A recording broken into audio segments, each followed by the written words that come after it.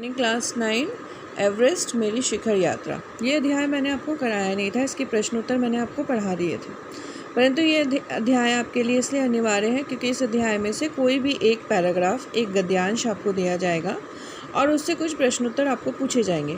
तो इस पूरी कहानी को आपको अच्छे से समझना है, इसीलिए मैं इस कहानी का वीडियोस बना रही हूँ ताकि मैं आपको ये पूरी कहानी अच्छे से समझा दूँ और आप इस कहानी को समझ लें, ताकि जब इसका गद्यांश आप अपने पेपर में देखें तो उसको आप लिख पाएँ। ठीक है, तो चलिए कहानी की शुरुआत करती हूँ। बछेंद्री पाल द्वारा रचित यह कहानी है जब वो माउंट एवरेस्ट की यात्रा पे गई थी। तो माउंट एवरेस्ट की चढ़ाई करने पर उन्हें जितनी सारी परेशानियां आई थी, जो दिक्कतें आई थी और उन्होंने कैसे चढ़ाई की, वो कहानी इन्होंने अपनी इस आत्मकथा में लिखी है। एवरेस्ट मेरी शिखर यात्रा। एवरेस्ट अभियान दल 7 मार्च को दिल्ली से काठमांडू के लिए हवाई जहाज़ से चल दिया। 7 मार्च को वो दिल्ली से निकले थे। मजबूत अग्रिम दल बहुत पहले ही चला गया था, मतलब जो शुरुआत में जो टीम गई थी वो बहुत मजबूत थी और वो पहले चली गई थी, जिससे कि वो हमारे बेस कैंप पहुंचने से पहले दुर्गम हिमपात के रास्ते को साफ़ कर सके। तो वो पहले इसलिए चले गए थे क्योंकि बेस कैंप उन्हें बनाना था। शुरुआती कैंप को बेस कैंप कहते हैं, और हिमपात से जो रास्ता ख़राब हो जाता है, ढक जाता है, उसको साफ़ करने के लिए। नमचे बाज़ार शेरपा लैंड का एक सर्वाधिक महत्वपूर्ण नगरीय क्षेत्र है। तो ये नमचे बाज़ार शेरपा लैंड का बहुत मशहूर क्षेत्र है। अधिकांश शेरपा इसी स्थान तथा यहीं के आसपास के गांव के होते हैं। तो शेरपा लैंड के ही बहुत सारे शेरपा उनके साथ गए, ये सहयोगी होते। यह नमचे बाज़ार ही था जहाँ से मैंने सर्वप्रथम एवरेस्ट को पहली बार देखा था, निहारा था, जो नेपालियों में सागर माथा के नाम से विख्यात है। मुझे यह नाम अच्छा लगा। तो नमचे बाज़ार में पहली बार खड़े होकर बछेंद्री पाल ने माउंट एवरेस्ट की चोटी को देखा था और उन्हें बहुत अच्छा लगा पहली बार एवरेस्ट को देखना। वहाँ के नेपाली जो थे उन्होंने उस एवरेस्ट का नाम सागर माथा रखा था, सागर का माथा, क्योंकि वो सबसे ऊंचा स्थान था और ये नाम लेखिका को बहुत अच्छा लगा। एवरेस्ट की तरफ ध्यान से देखते हुए मैंने एक भारी बर्फ़ का बड़ा फूल प्लूम देखा। तो जब वो एवरेस्ट की तरफ देख रही थी तो काफ़ी ध्यान से उन्होंने देखा कि एक बर्फ़ का बड़ा सा फूल यानी कि प्लूम उसके पास है, जो उन्हें बहुत अच्छा लगा। पर्वत शिखर पर लहरा रहा था और ऐसा लग रहा था जैसे कोई झंडा लहरा रहा हो। बर्फ़ के फूल की जो आकृति थी वो झंडे के जैसी थी। तो लेखिका को ऐसा लगा कि जैसे कोई झंडा लहरा रहा है। मुझे बताया गया कि यह दृश्य शिखर की ऊपरी सतह से आसपास 150 किलोमीटर अथवा इससे भी अधिक की गति से हवा चलने के कारण बनता है। तो जब वहाँ पे 150 किलोमीटर से अधिक की गति में हवा चलती है तब जाकर यह दृश्य देखने को मिलता है, शिखर के ऊपर बर्फ़ का फूल। क्योंकि तेज़ हवा से सूखा हुआ जो बर्फ़ होता है वो पर्वत पर उड़ने लगता है और बर्फ़ का यह ध्वज 10 किलोमीटर या इससे भी अधिक लंबा हो सकता है। तो ये बर्फ़ का जो पर्वत है उसकी मतलब जो ऊंचाई है, चौड़ाई है, वो 10 किलोमीटर से ऊपर होती है और ये दिखने में ध्वज के जैसा लगता है। शिखर पर जाने वाले प्रत्येक व्यक्ति को दक्षिण पूर्वी पहाड़ी पर इन तूफानों को झेलना पड़ता था, विशेषकर ख़राब मौसम में।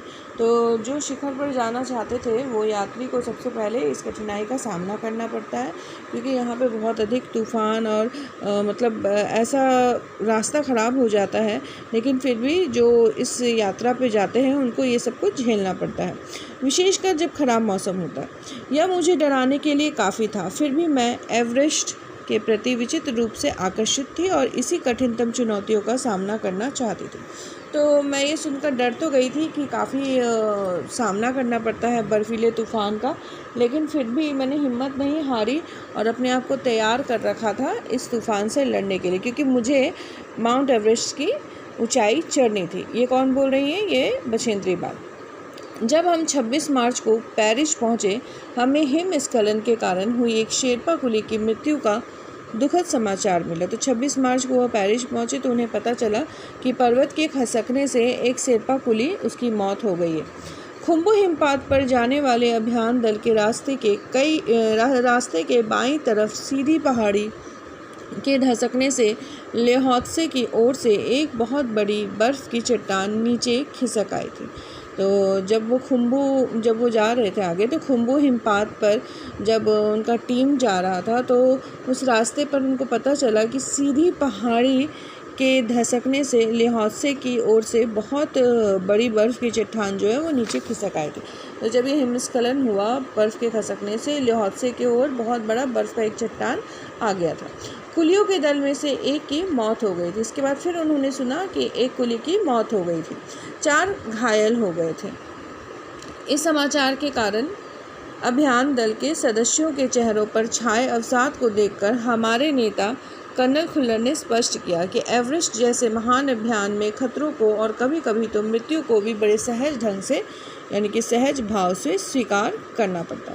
तो ल्होत्से में जब खुम्बू हिमपात पर यह अभियान दल जा रहा था तो इन्होंने सुना कि एक शेरपा कुली की मौत हो गई। वो मौत कैसे हुई थी? बर्फ़ की चट्टान के घसकने, बर्फ़ की जो पहाड़ है उसके घसकने से एक बर्फ़ की चट्टान जो है उस तरफ आ गई थी, जिससे एक शेरपा कुली की मृत्यु हो गई थी।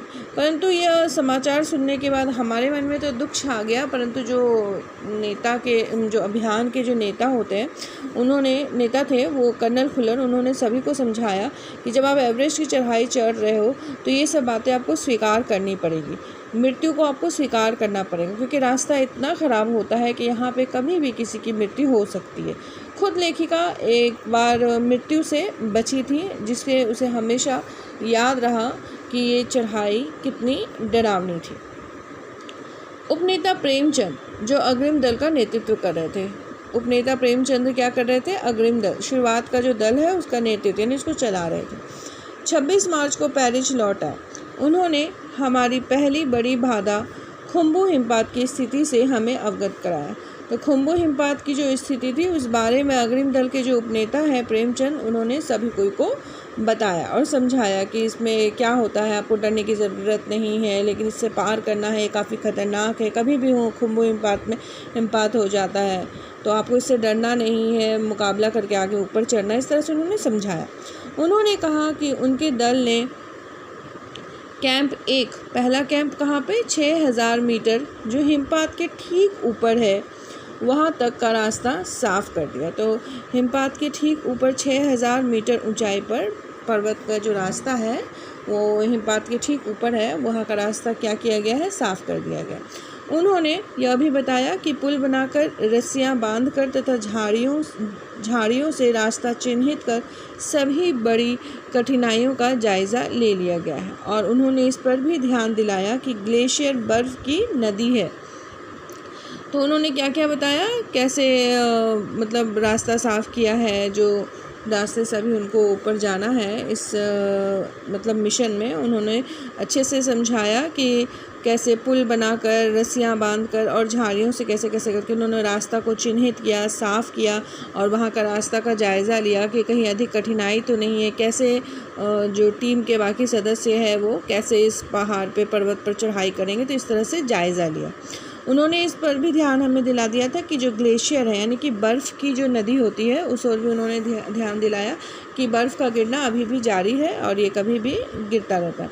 हिमपात में अनियमित और अनिश्चित परिवर्तन के कारण अभी तक के किए गए सभी काम व्यर्थ हो सकते हैं। तो जितना भी रास्ता साफ़ किया है, अगर हिमपात हो जाए तो ये बहुत अनियमित होता है और अनिश्चित होता है। अगर हिमपात हो जाए तो रास्ता जो है वो साफ़ करना बेकार हो सकता है, क्योंकि बर्फ़ फिर से गिर सकती है और हमें रास्ता खोलने का काम दोबारा भी करना पड़ सकता है। तो मतलब है कि बर्फ़ गिरना वहाँ पे कोई निश्चित नहीं है, कभी भी बर्फ़ गिर सकती है। जो रास्ता साफ़ किया गया है वो रास्ता दोबारा बर्फ़ से ढक सकता है।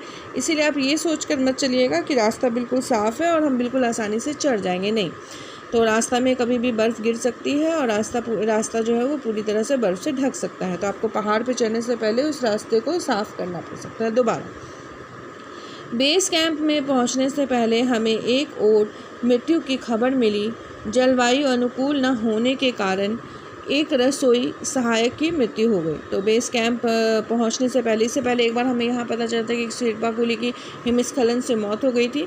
दूसरा हमें पता चला कि एक और व्यक्ति जो है वो रसोई सहायक था, मतलब रसोई में सहायक का काम करता था, उसकी भी मृत्यु हो गई क्योंकि जलवायु जो वहाँ पे थी बहुत अधिक ठंड थी, वो ठंड को सहन नहीं कर सका।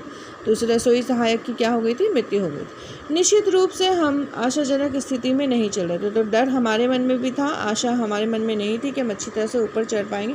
तो ये स्थिति काफ़ी डरावनी थी और इस आशाजनक स्थिति में भी हम चढ़ाई करने के लिए आगे बढ़ रहे थे। तो कहानी का जो पहला भाग था वो लगभग मैंने आपको समझा दिया है। आप खुद भी इसे पढ़ के समझिएगा और वीडियो ज़रूर सुनिएगा। बाकी अब अगले वीडियो में। धन्यवाद।